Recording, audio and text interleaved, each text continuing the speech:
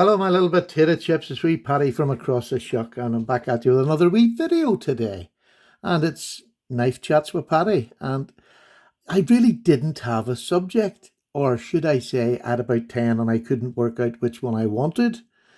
But I've just decided on this one in the last 30 seconds. I've been in my wee room now for a couple of hours, and what I've been doing is I wanted to do a top 10 video of my traditional knives, and I wanted to put them in my little cupboard here. I wanted a separate drawer just for my top 10, and then every 6 months I'll sort of review it and see if I've changed anything, or if I want to change something, I'll go through that process of why I'm changing it and why one's coming out.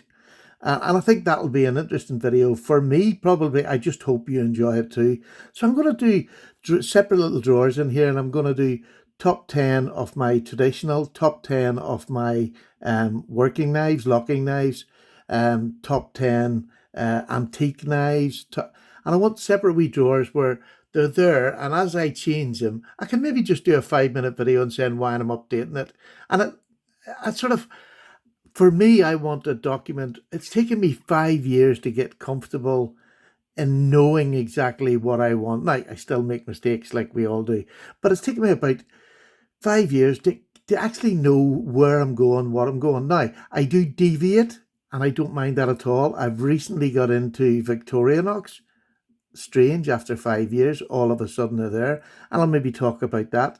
And I'll maybe do, collection, the likes of Victorinox. I'll do my top 10 Victorinox and things like that. And yes, by the end of next week, I will have a top 10 of Victorinox. Isn't that just scary? How quickly that can just jump from nothing to a top 10 video on Victorinox. Mark Kaufman has a lot to answer for. So what I was going to do was just talk about maybe some of the thought processes I have when I'm picking out what would be in my top 10. Now, 3 of these are in my top 10. That's the top 3 here. The rest are not. This is just my daily carry today. But, as a knife goes, this could quite easily be in the top 10. It's a 32-pound knife, Arthur Wright & Sons, just a Barlow, an absolutely an amazing looking knife. And lovely dark wood scales on it. It's just a beautiful knife. Fit and finish, really good on this one. And I love it. It's just lovely. It's everything I want in a knife and everything I need to do a day's work. It's just beautiful. Beautiful. A piece of art at £32. So, I was sitting, well, why does something like that not get into my top 10? Well, looks-wise, it's as nice as any of them. But it's more, I think what goes into the knife means a lot, or if it means something, if it's, you want to spread your collection out and you're looking for different countries, so you pick knives made from makers in them countries. And I know I've got sort of, well, to me, nearly every other country. British knives, there's a British knife in my top 10. There's one, but there could be many more. But you see, when you're trying to break it down to 10, I find that incredibly difficult, honestly. Like I'm saying, I've been in here a couple of hours. It's taken me a week to put this top 10 together so that I can have a good reason for each knife. And there's other ones that could replace it with the drop of a hat. But at this very minute, they are my top 10. 7 of them are users, and 3 of them are kind of safe queens. And 2 of them are these safe queens here. So what's the sort of thing? Let me just go through the sort of thing that I want to put in that little drawer so that, if anybody asks me what's your top 5, I'm going to run at you with a big hatchet because I've got it down to 10 and I can't get it down to 5. So what do I think of? Well, look, here's one. Here's one here. This is a case. This is not an ordinary run-of-the-mill case. This is one of the knives that Tony Bowes fully lays his hands on, and they get made once a year, and it's for that time only that they're made and sold at the one of the trade shows.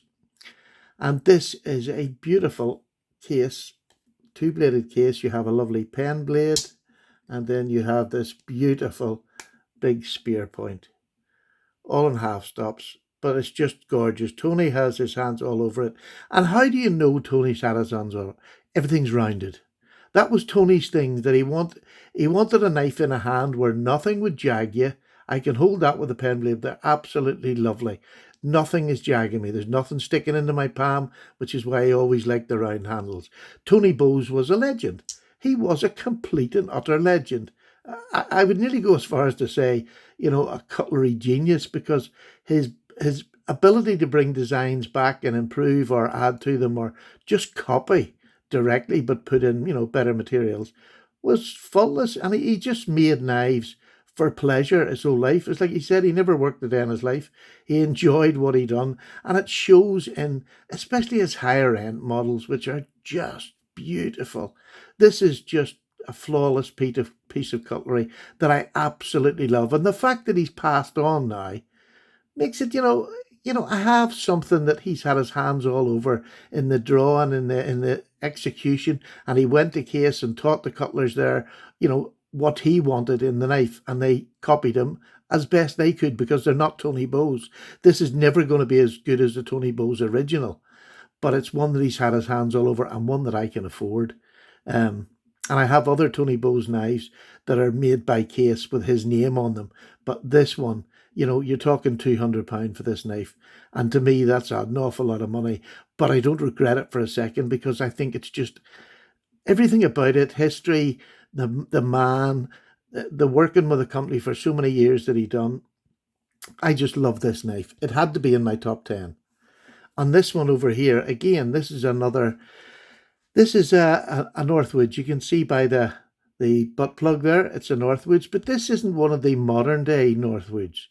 This was a Northwoods that was made in Dave Shirley's day, before it was bought over by Mr. Bone, who has now passed away. And I have one of his Northwood knives, and it's, the more traditionally known one where they leave the firing on the blade.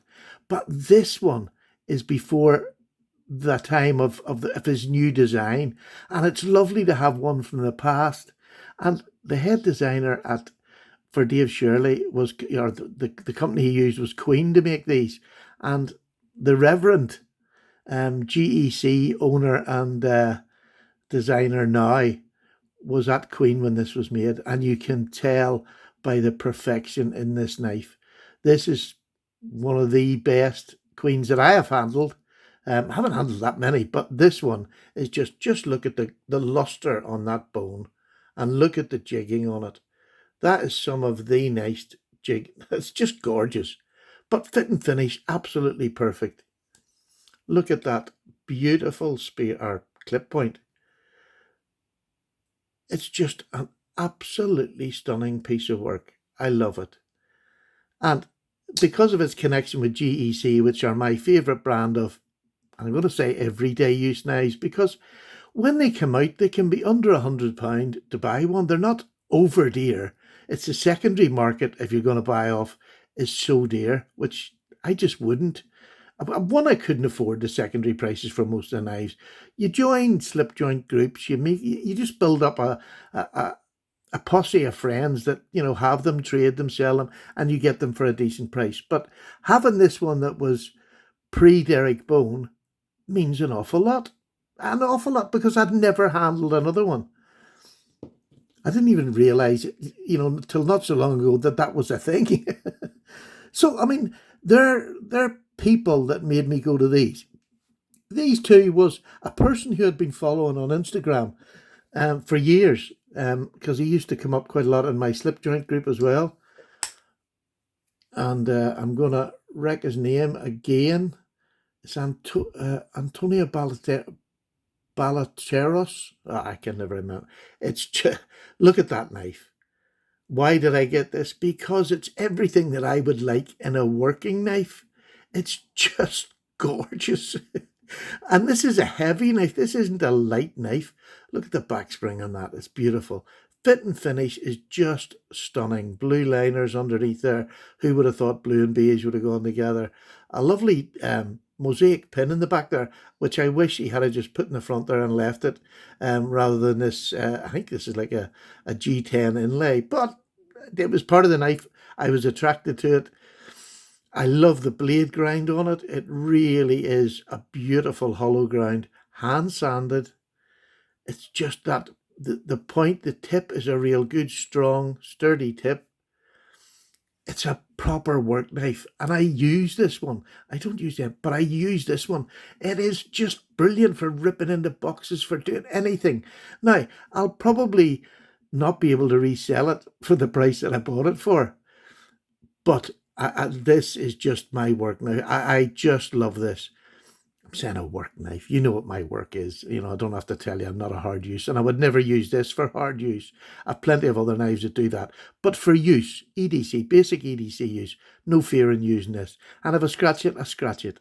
It's not one that I want to get rid of in the future. It's just an absolutely stunning piece of cutlery made by just fantastic tradesmen, cutlers that are at the height of their game, where they can make a living on doing things that they love. Just beautiful. And that was, there's three, and I don't have to go through it when I'm doing my top video, but that's why I picked them. And I'm going to put this down because this is my recent. Look at the colour of that. It's not just gorgeous. And yes, it has useful blades in it. It's an awl, it's bottle openers, can openers, and a knife. But it's just beautifully made. Victorinox, how many times have you seen a bad one? Because I have never seen a bad one. And I've had loads of them and sold loads of them because I just didn't like them. I just seem to have all of a sudden been taking this interest in a company who you wouldn't say they were tradesmen. They all sit at a desk and probably do the one job over and over again, putting these together. But the love and the care they put into that is as good as a 5-year served tradesman.